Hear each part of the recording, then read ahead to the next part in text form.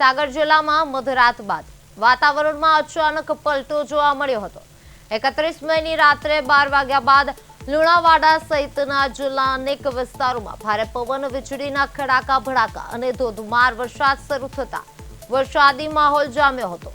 છેલ્લા કેટલાક દિવસોથી પડી રહેલી કાળઝાળ ગરમી વચ્ચે મેઘરાજાની ધમાકેદાર એન્ટ્રીથી લોકોને મોટી રાહત મળી હતી।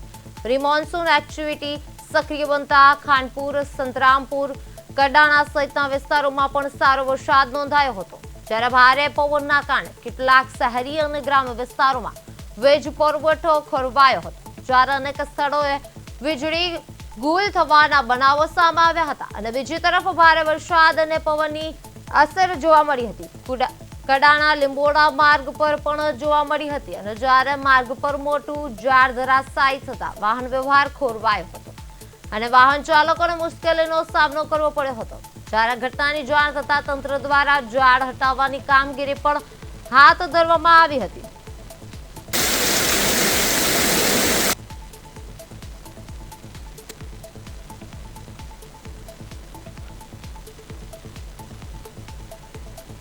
તો આજ મુદ્દે વધુ વાત કરવા અમારા સંવાદદાતા પ્રિતેશ પુંડિયા ફોન લાઈનમાં જોડાઈ ગયા છે।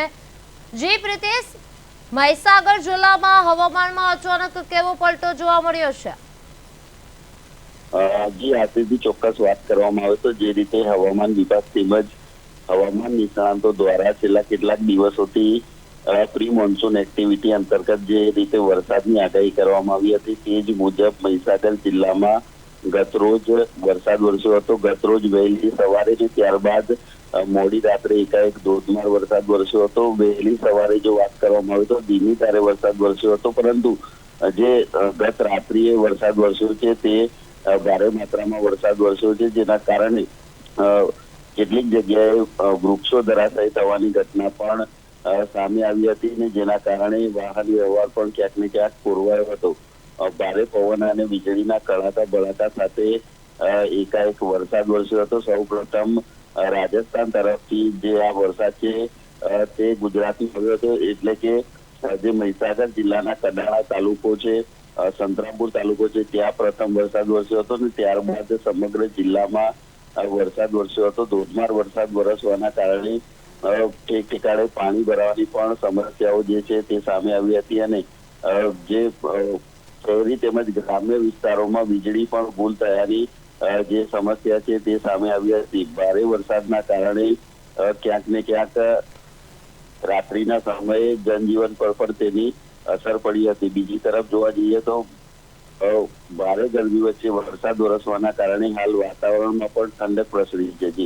જી પ્રિતેશ, તંત્ર દ્વારા માર્ગ પરથી ઝાડ હટાવવા માટે શું કાર્યવાહી હાથ ધરવામાં આવી છે? જી ચોક્કસથી મલેકપુર કડાણા હાઈવે માર્ગ ઉપર ગત રાત્રિએ ભારે પવનના કારણે એક વૃક્ષ ધરાશાયી થયું હતું।